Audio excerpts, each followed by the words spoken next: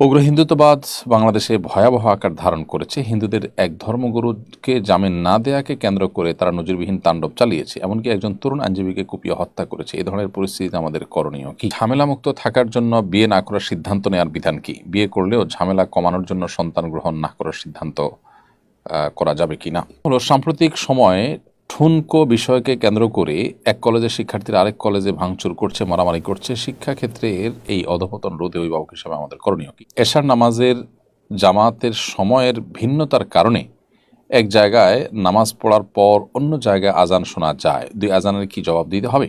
Navy জাহাজে cigarette দেয়া হয়, না নেওয়ার সুযোগ নেই। সিগারেট বিক্রি করে টাকা নিলে কি বৈধ হবে? আমি ১.৫ বছরের মতো এই টাকা গ্রহণ করি, এখন করণীয় কি? চলুন তাহলে আমরা আর দেরি না করে আপনাদের যে সমস্ত প্রশ্ন আমাদের কাছে এসে পৌঁছেছে ইতিমধ্যে আমরা সেগুলোর উত্তরের পালায় প্রবেশ করি।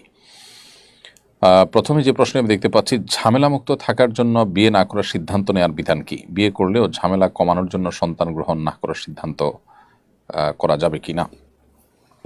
ঝামেলামুক্ত সংসারের যে ঝক্কি ঝামেলা সেটা এড়াবার জন্য বিয়ে না করে যদি কেউ থাকতে চান, শরিয়ার দৃষ্টিকোণ থেকে সেটি জায়েজ হতে পারে যদি তিনি তার নিজের চরিত্রকে হেফাজত করতে পারবেন বলে তার নিজের প্রতি নিজের সে আত্মবিশ্বাস এবং কনফিডেন্ট থাকে, তবে এটিকে শরিয়া উত্তম কোনো কাজ মনে করে না। শরিয়ার দৃষ্টিকোণ থেকে উত্তম কাজ হবে আপনি বিবাহ শাদী সংসার সন্তান সন্ততি লালন পালন করার পাশাপাশি আল্লাহ রাব্বুল আলামিনের ইবাদত বন্দিগি এগুলোর মধ্যে মাশগুল হওয়া, নিজের আখিরাতের কাজে এগিয়ে যাওয়া। এটা হবে আপনার জন্য সর্বোত্তম উপায় এবং সর্বোত্তম ডিসিশন। আর এই মতটি অধিকতর শক্তিশালী, যদিও ইমাম শাফি রাহিমাহুল্লাহ সহ কোনো ইমামদের মত হলো যে যদি কেউ দ্বীনি ইলম এবং ইবাদত বন্দিগির জন্য বিবাহমুক্ত জীবন গঠন করতে চায়, রাখতে চায়, তো সেটা তার জন্য উত্তম। তাদের মতে নবী করিম সাল্লাল্লাহু আলাইহি ওয়াসাল্লামের হাদিসের দিকে তাকালে আমরা দেখতে পাই তিনি বলেছেন বিবাহ তার সুন্নাহর অন্তর্ভুক্ত। বিবাহ ছাড়া থাকতে চাওয়া সাহাবা ইকরামকে নবী সাল্লাল্লাহু আলাইহি ওয়াসাল্লাম বিবাহ করা, সংসার করার প্রতি উদ্বুদ্ধ করেছেন। এখান থেকে বোঝা যায় যে সেটি উত্তম। আর বিয়ে করার পর সন্তান হওয়ার ক্ষেত্রে সন্তান হলে ঝামেলা হবে, সেজন্য আপনি সন্তান কম রাখলেন বা সন্তান নিলেন না, এরকম যদি সিদ্ধান্ত নেন সেটিও ভুল। কারণ নবী করিম সাল্লাল্লাহু আলাইহি ওয়াসাল্লাম বিভিন্ন হাদিসের আলোকে বোঝা যায় সন্তান গ্রহণ করতে বিরত থাকার বিষয়টিকে তিনি মোটেও প্রশংসার চোখে তিনি দেখেননি, বরং এটিকে কোনো ক্ষেত্রে বৈধতা দেওয়া হয়েছে, জাস্ট এটুকু। কিন্তু এটি কখনো উত্তম নয়।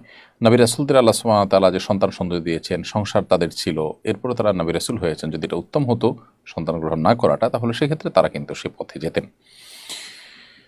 এরপরে প্রশ্ন হলো, সাম্প্রতিক সময়ে ঠুনকো বিষয়কে কেন্দ্র করে এক কলেজের শিক্ষার্থীরা আরেক কলেজে ভাঙচুর করছে, মারামারি করছে। শিক্ষাক্ষেত্রের এই অধপতন রোধে অভিভাবক হিসেবে আমাদের করণীয় কি?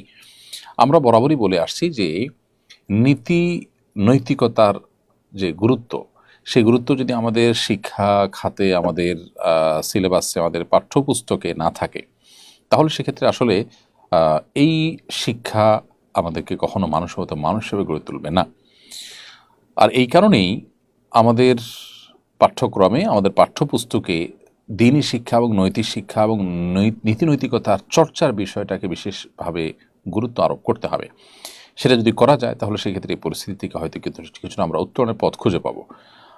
কলেজ ইউনিভার্সিটির যে মারামারি বা বিশেষ করে সম্প্রতি যে লুটপাটের ঘটনা ঘটেছে, এখানে অনেকে বলছেন যে এখানে পথভ্রষ্ট যে ছাত্র যারা বিভিন্ন রাজনৈতিক দলের লেজুবৃত্তি করতে অনেক বেশি পারঙ্গমতার পরিচয় দেয়, এটা তাদের কাজ হিসাবে অনেকে উল্লেখ করেছেন।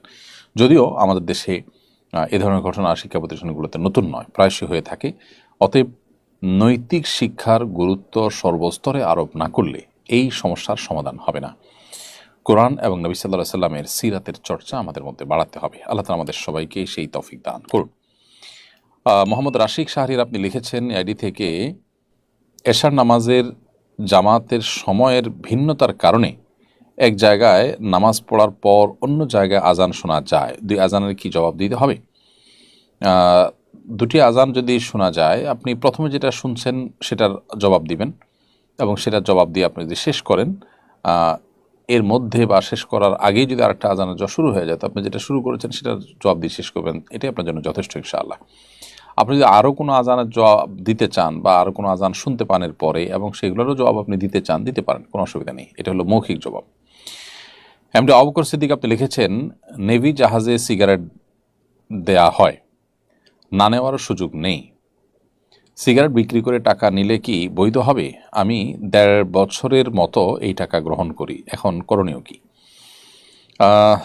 আমি জানি না যে নেভি জাহাজে আপনি একজন চাকরিজীবী হিসাবে, কর্মকর্তা হিসাবে আপনাকে সিগারেট দেওয়া হয় এবং সেটা আপনি নিতে বাধ্য, এরকম কোনো সিস্টেম আদৌ আছে কিনা। যদি সেটাই থাকে তাহলে সেক্ষেত্রে আপনি নিলেই যে সেটা সেবন করতে হবে আপনাকে, তা তো নয়। আপনি যদি নেন সেটা আপনি ডিস্ট্রয় করে ফেলবেন, আপনি বিক্রি করে সেটা টাকা নিতে যাবেন না। টাকা যদি আপনি বিক্রি করে নেন তাহলে সেক্ষেত্রে আপনি আরেকজনকে এই গুনাহগার বানালেন, এই গুনাহের পথযাত্রী করলেন। হ্যাঁ, কোনো অন্য ধর্মাবলম্বী যদি হয় এবং সে যদি তার মতো করে এটা কিনতে চায় তাহলে তার জন্য যেহেতু শরীয়তের হালাল হারামের ব্যাপার নেই, সেটি জায়েজ হতে পারে। উগ্র হিন্দুত্ববাদ বাংলাদেশে ভয়াবহ আকার ধারণ করেছে। হিন্দুদের এক ধর্মগুরুকে জামিন না দেয়াকে কেন্দ্র করে তারা নজিরবিহীন তাণ্ডব চালিয়েছে, এমনকি একজন তরুণ আইনজীবীকে কুপিয়ে হত্যা করেছে। এই ধরনের পরিস্থিতিতে আমাদের করণীয় কি? দেখুন, আমাদের সমাজে দিন যত যাচ্ছে ততই এ ধরনের সমস্যাগুলো প্রকট থেকে প্রকটতর হয়ে উঠছে। জয় শ্রীরাম পর্যন্ত এই তাণ্ডব যারা চালিয়েছে তাদের মুখে শোনা গেছে, অথচ ভারতের এটা বিজেপি এবং আরএসএসের রাজনৈতিক স্লোগান হিসাবে বিবেচিত এবং খোদ ভারতের মধ্যে স্লোগান নিয়ে বিতর্ক রয়েছে। তো ভারতের দলীয় বা রাজনৈতিক যে উগ্র হিন্দুত্ববাদীর যে স্লোগান, সেই স্লোগান বাংলাদেশে যদি কেউ দেয় তাহলে সেক্ষেত্রে তাদেরকে বাংলাদেশ অন করার ক্ষেত্রে 10 বার ভাবা উচিত। সেই সাথে যে চিন্ময় দাসকে জামিন না দেওয়ার কারণে তাণ্ডব চালানো হয়েছে, সেটা রীতিমতো আদালত অবমাননার শামিল বলে আমরা মনে করি। কারণ আইনের প্রতি তাদের বা আদালতের প্রতি ন্যূনতম আস্থা থাকলে তারা এত বড় একটা জঘন্য কর্ম দিন দুপুরে আদালতের মধ্যে করার কথা নয়। এর আগে বিভিন্ন মসজিদে এবং আরও বিভিন্ন জায়গায় ইসকনের এই সমস্ত অনুসারীদের হামলা এবং আক্রমণ করার দুঃসাহস দেখানোর ঘটনাও কিন্তু ঘটেছে।